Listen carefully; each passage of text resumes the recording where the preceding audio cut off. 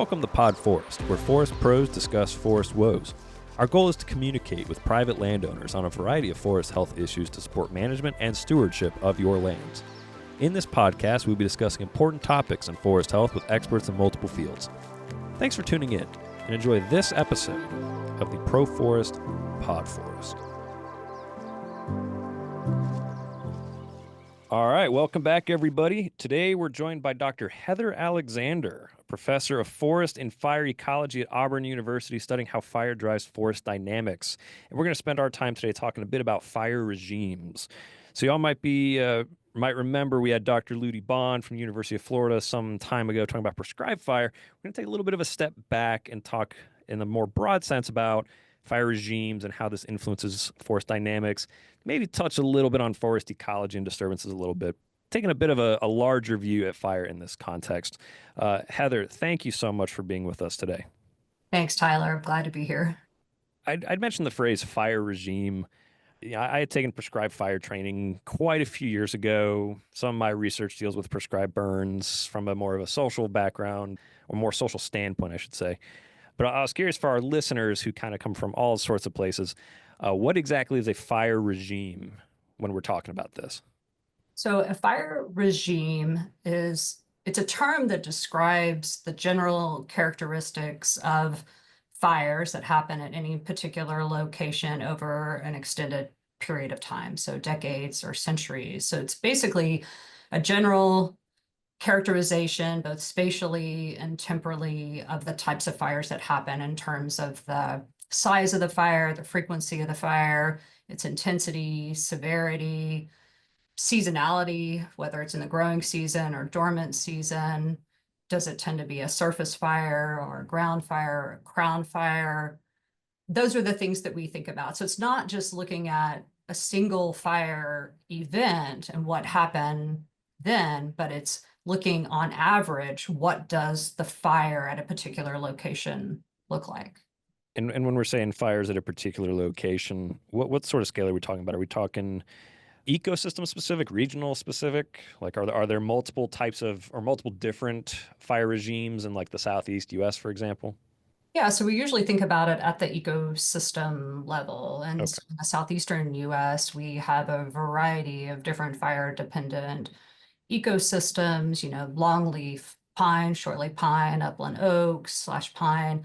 Those are all systems that have evolved in the presence of fire and that depend on fire for their existence and persistence, but they all have different types of fires that occur in them. So their fire regimes look different, meaning, for a longleaf pine ecosystem, for example, we think based on historical and prehistorical evidence that the natural fire regime in that system would be, one to every 3 years, we would have a fire, and that would be a low intensity surface fire, meaning that it's burning just the fuels that are laying on top of the ground.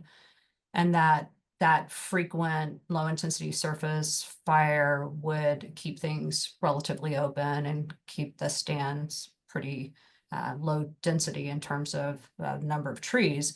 While upland oaks, on the other hand, we think that normal fire return interval would be somewhere between 7 and 15 years, even less intensity than in a longleaf pine system because you're mostly burning oak, a lot of upland oaks, hardwood litter, and perhaps some herbaceous cover. But oaks need a little bit of a fire-free interval in order to survive and grow. And so fires there would look quite different. And then, if you moved up into high latitude ecosystems, like in boreal forest systems in Alaska, those are systems that maybe only burn every 80 to 150 years. But when they burn, they're very intense fires that go up into the crown of the trees, and most of the trees die after that fire. And then the whole forest has to recover through seed regeneration after that fire event. And so it's very different depending on what ecosystem you're standing in.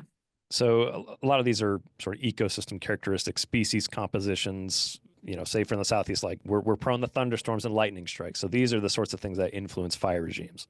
Yeah, that's right. I mean, ultimately, you're thinking about, we talk in fire ecology about the fire triangle, which are Hmm. the three things that are needed to start and sustain a fire. And so you need an ignition source, which could naturally be lightning, as you mentioned, the southeast. We're very lightning prone, so that could be a natural ignition source, or it could be a human ignition source, which may be intentional, like prescribed fire, or unintentional. Someone left a campfire unattended. But Native Americans used to burn all the time and intentionally, and they actually were able to create systems that burned at a in a particular had a particular regime because of how they were basically managing the system, similar to what we do today. Yes, you need ignition source, you need fuels, and then you need oxygen. And so as long as you have all of those things, you can have a fire, but ultimately fuels really drive how the fire behaves. And when we talk about fuels and natural systems, we really mean vegetation, either live or dead.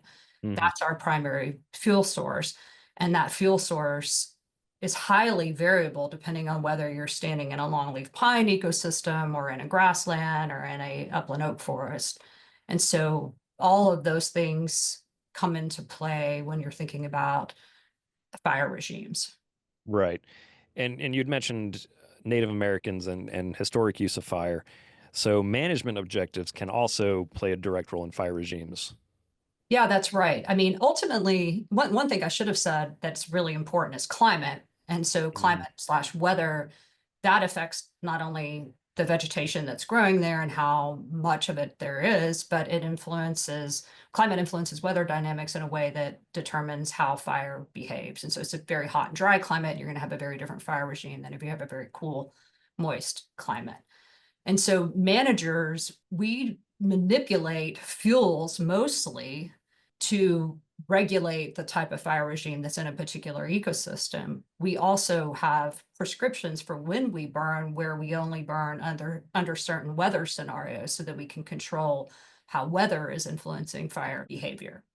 And so now, we often see situations in the southeast part of the US now where there are lots of forest stands that haven't been managed in decades that are pretty dense, and they are often comprised of species that are shade tolerant and tend to be fire sensitive. Hmm. They have a very different they would have a very different fire regime than a system that was managed, where somebody came in and took out all the fire sensitive species, opened it up, created light on the forest floor that would allow grasses and other vegetation to occur on the ground layer rather than just leaf litter. And that's going to burn very, very differently than something that has no one's touched in a very long time. Hmm. And kind of as a rule of thumb, I imagine it's probably context specific and maybe dependent on the landowner, whatever overseeing entity. Do we typically try to align our management objectives with naturally occurring fire regimes? Typically, yes. And so that's what we're often trying to gain a better understanding of what fire regimes looked like prior to European settlement. Hmm. And so there are scientists who spend their entire career trying to understand fire history, and they'll do this using a variety of different methods. And one very common method is to use a science called dendrochronology, where they will go out and they will core or take a slab from a very, very old tree that's been around for 100 or maybe 200 years. And you can see the tree rings on it, but they'll also be able to see some scarring where fires occurred. And if they collect enough data from enough trees over enough sites and those fire scars line up, then you can go back and recreate how often fires were occurring in a particular area at a particular time. And so that's a really good way to get at fire history. And we use that a lot to help us understand how fires occurred across the landscape prior to European settlement. We also use a lot of historical accounts because there's great written accounts of early European settlers and their experiences as they traveled across the landscape and how much they saw fire and what the forests look like in those situations, how often they saw fire. And then we also use paleoecology, where people will core into lakes or ponds that occur throughout a particular region, and they will section those soil sediments from those water bodies by depth. And each of the sections can contain charcoal of different sizes and abundance. And based on that, they can determine how many fires there were on the landscape, how close they were to that particular spot, were they big fires or small fires. And so we use tools like that to reconstruct fire history. And then using that information, we try to apply that to the management of our ecosystem so that we're mimicking that. So that's one strategy for management, is trying to get something back to what it was prior to the heavy human land use that we see today. And so, with respect to the fire triangle, and also what I know about your research, obviously we're dealing with fuel loads, we're dealing with some sort of ignition source, whatever it might be. Either way, some sort of fire is started in some way. But not everything is as flammable as the next thing, right? Like I think about wiregrass, it's very fine, it lights up really easily. You get gallberry, real waxy, ignites pretty easily. What sort of traits in the forest influence that flammability? Right. So the word flammability, we're just talking about how well something ignites and burns.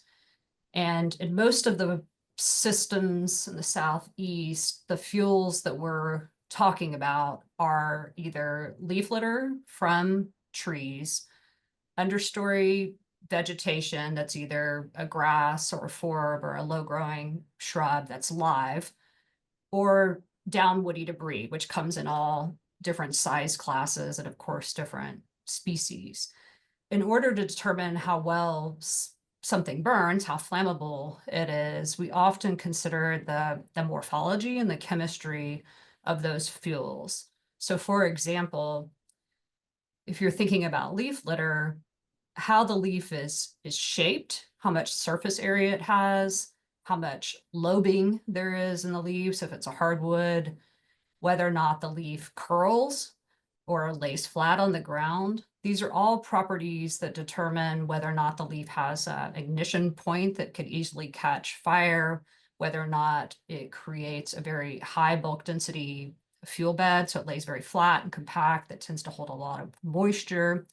Chemistry is really important, especially for like pine needles. Pine needles contain a lot of highly recalcitrant carbons, a carbon that's really hard to break down, like terpenes and phenols and lignin.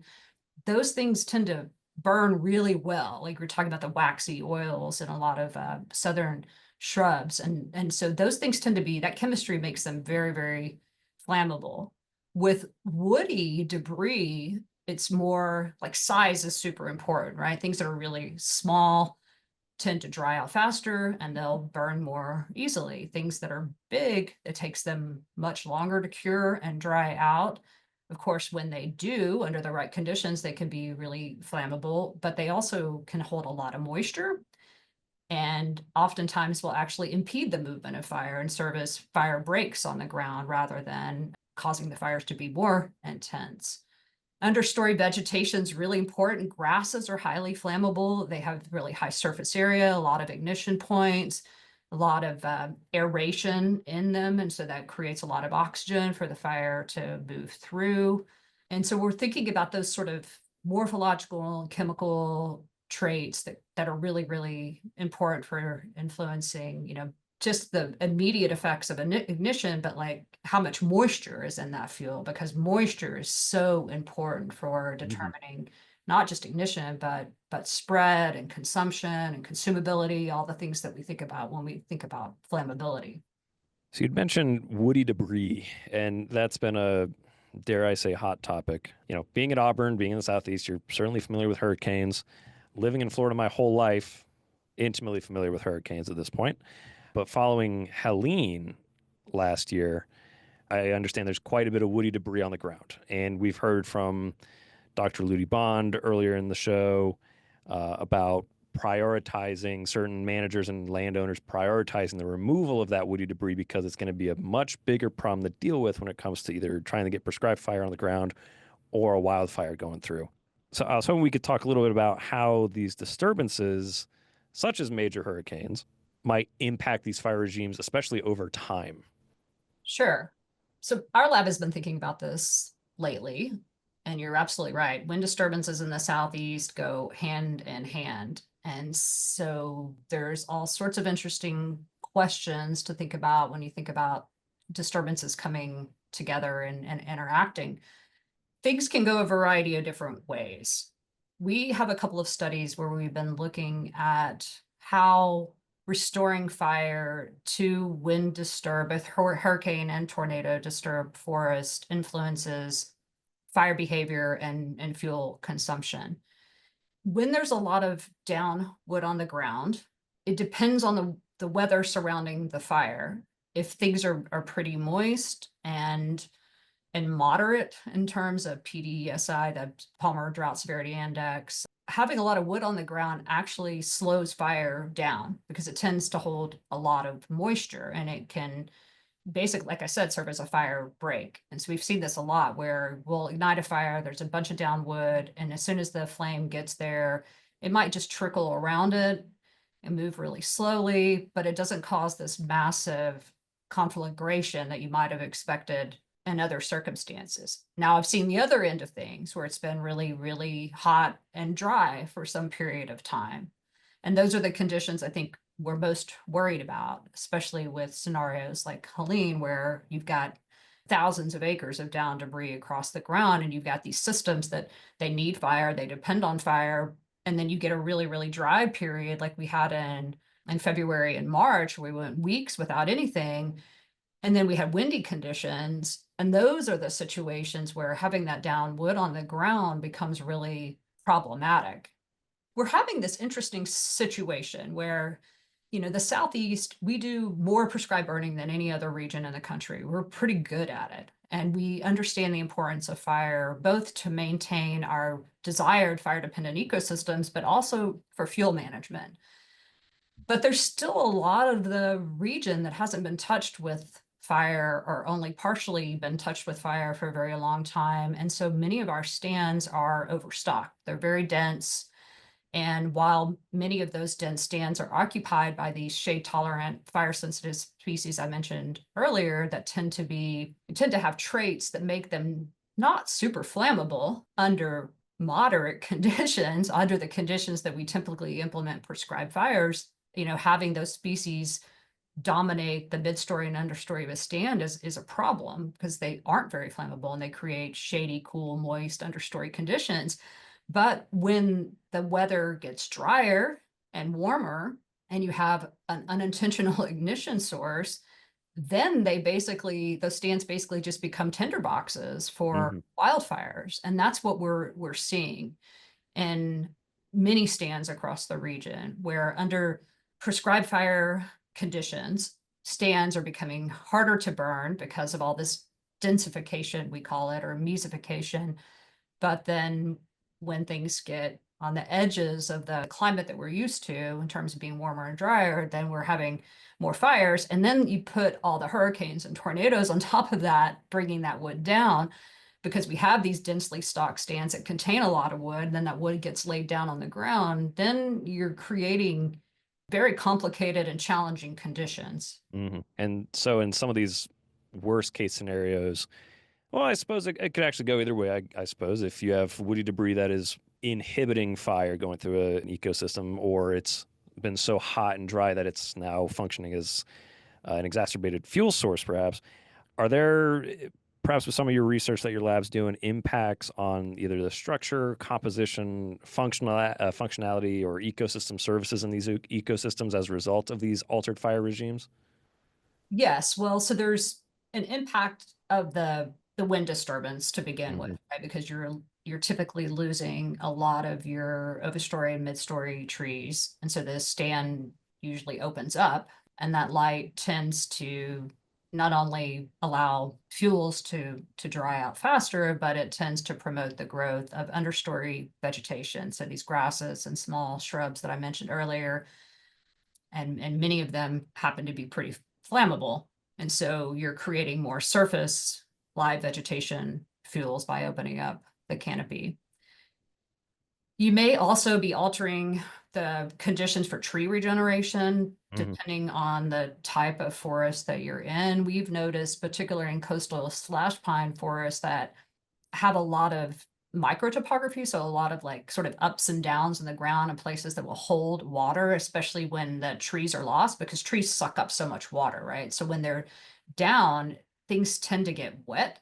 And I've seen this in a lot of coastal forests that have been impacted by wind disturbances. Once the trees fall over, you get, it's almost like you have flooding that occurs. And that makes it really difficult for trees to come back in. And so you might see situations where, in natural forest, you might transition to lower density stands or potentially even more of a shrubland or grassland structure. We've been really interested in trying to understand how having more wood on the ground after a wind disturbance influences the ability of a forest to capture and store carbon. And it's pretty interesting. We went into some of our studies with the hypothesis that if you had more wood on the ground after a wind disturbance, that would be more fuel that would be available for fire, that would lead to more carbon loss during the fire and slower recovery of the forest after that fire. Hmm. And at least in the prescribed fires that we've reintroduced to these wind disturbed stands, and these are stands where there's been no salvage logging at all, that it doesn't really seem like it's leading to a massive loss of carbon from the system. It's not like more fuels are being consumed with that wood on the ground. But again, I think it's because the conditions we worked in were not on the extreme side of dry and warm. Hmm. I think if we did the experiment, the experimental burns on those during those extremes, we might have seen very different results. But the point, though, I think, is that most managers, when they're reintroducing fire to a forest that has had some wind damage, tend to do it in conditions that are pretty mild.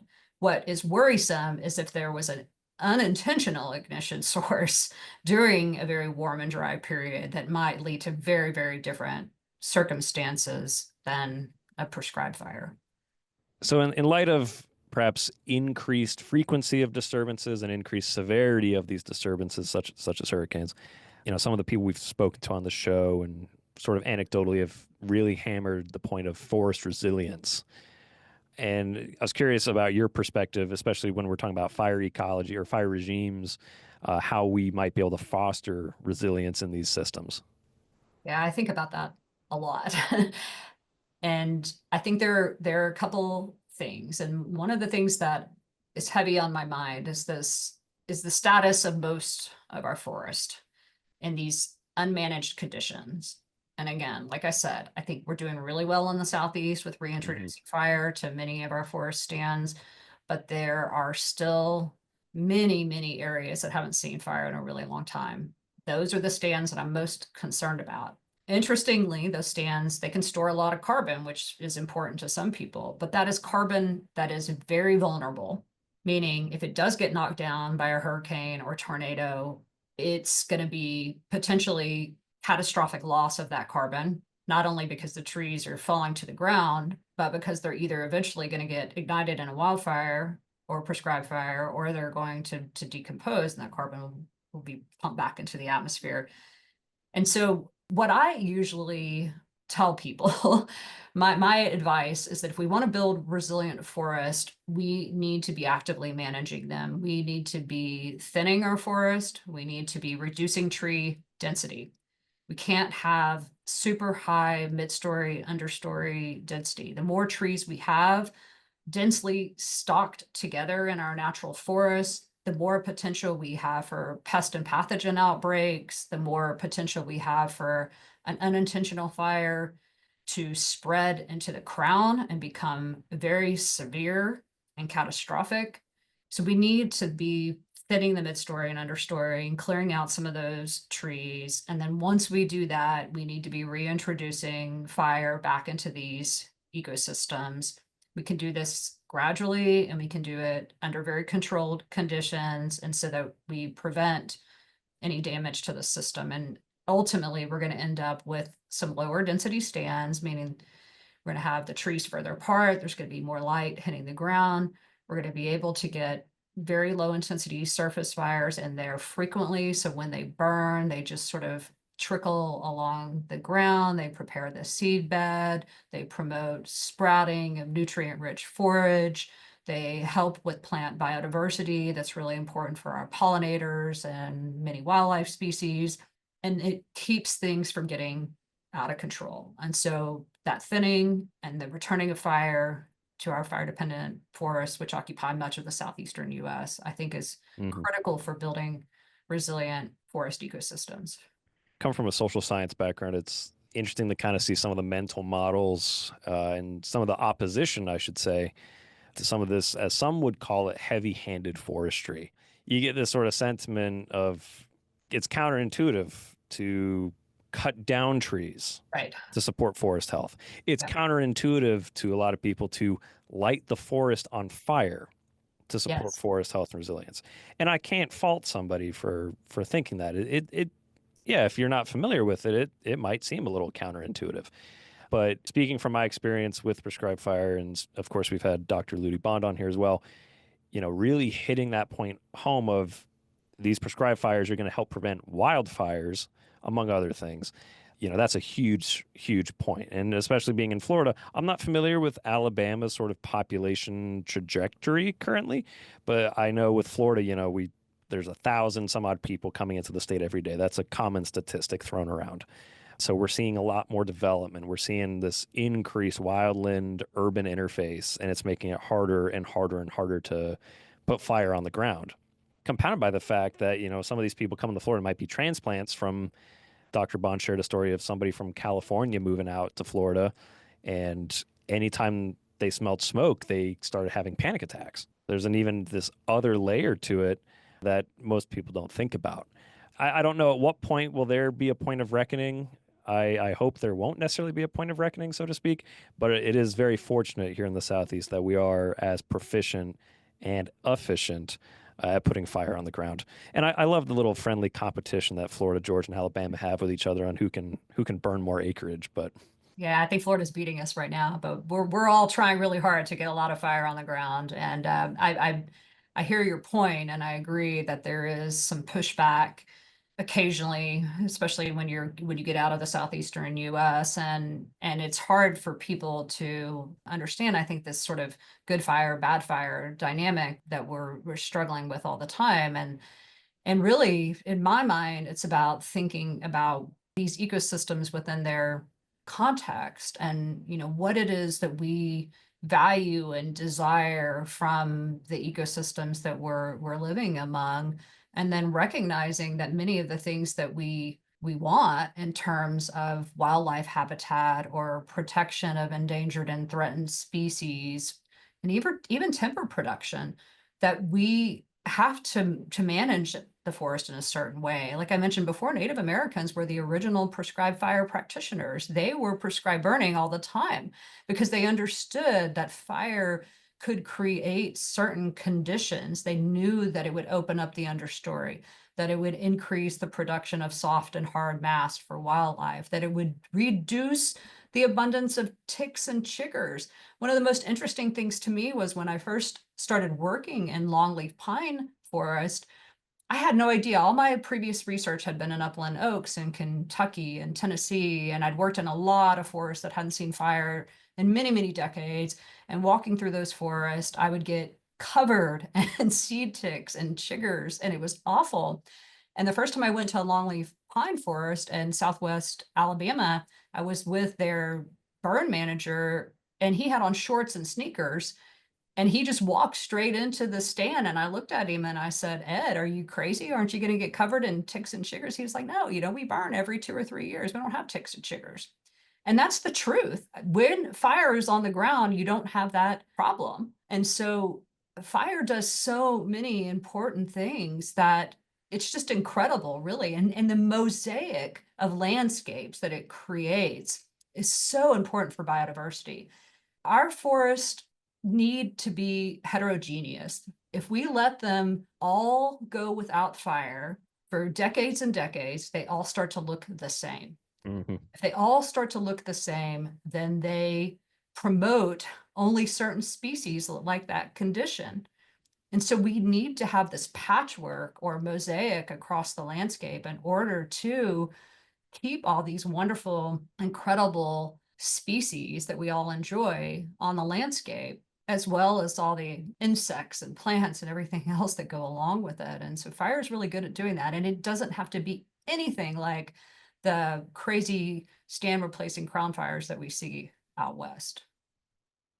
So one of the things that we've been thinking a lot about is how ecosystem services might vary across forests that have different density of trees. So moving from, say, a savanna structure that has only a few trees per acre into more of a woodland structure, higher density of trees, into those closed canopy forests that I was talking about. Hmm. And then thinking both about biodiversity in plants as well as how these different forest ecosystems store carbon. And we were really interested in this because there's been some focus on quantifying carbon storage and forests to mitigate changes in climate, weather dynamics. And people tend to focus on carbon stored in trees. And we were like, well, I wonder how much carbon's actually stored in these ecosystems as a whole. How much carbon's in the soil? How much carbon's in roots? How much carbon is in that understory vegetation? So these are carbon pools that could be really important, but people often ignore. And then we wanted to know, well, maybe one system storing more carbon, but does that have consequences for biodiversity? Hmm. And so we've been doing these really cool samplings across the entire southeastern region where we're sampling longleaf pine forest, mixed pine hardwood, and then up into Tennessee and Kentucky and mostly upland oak forest, trying to get these gradients in forest density and sampling carbon and biodiversity. And what we found is that some of these more open forests, the savannas and woodlands, even though they have fewer trees and store less carbon in trees, they often store a lot of carbon in that understory vegetation, but then particularly in their mineral soils. So the soils just beneath the surface and in roots, which is pretty cool. Even though you lose a little bit of carbon when you have less trees, you are gaining carbon in pools that are below the ground. And so those pools tend to be very protected, very long lasting. They're not exposed to, tornadoes and hurricanes and even fire disturbances.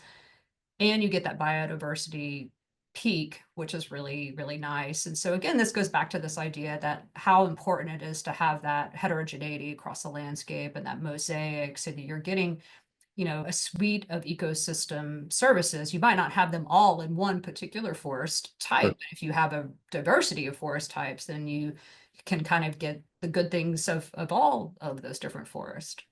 About 2 months ago, I gave a talk at the Lifetime Learning Institute here in Auburn.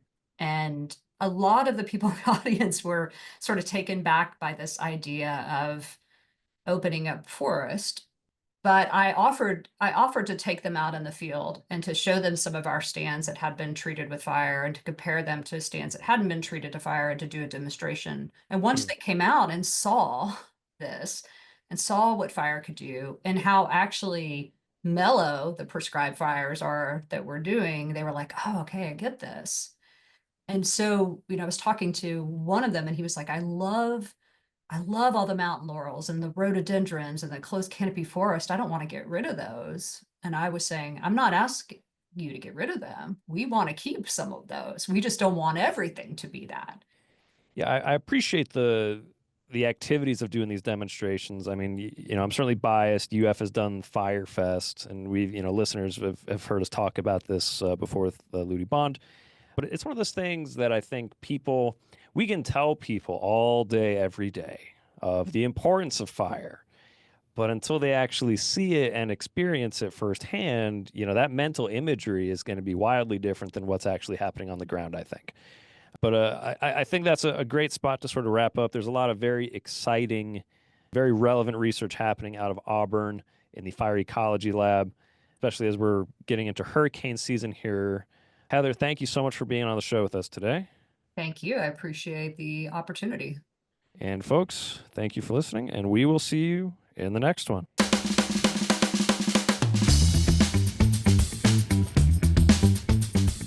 Thanks for tuning in. For more information, head on over to the ProForest website at proforesthealth.org. For any questions you may have, or to stay updated on all things ProForest, check out our social media at ProForestUF on X, Facebook, and Instagram. Episode hosted by Dr. Tyler Carney. This podcast was edited by Ben Gankars Davies. The ProForest Podforest is brought to you by ProForest, Proactive Forest Health and Resilience at the University of Florida Institute of Food and Agricultural Sciences. Thanks for listening, and stay tuned for the next episode.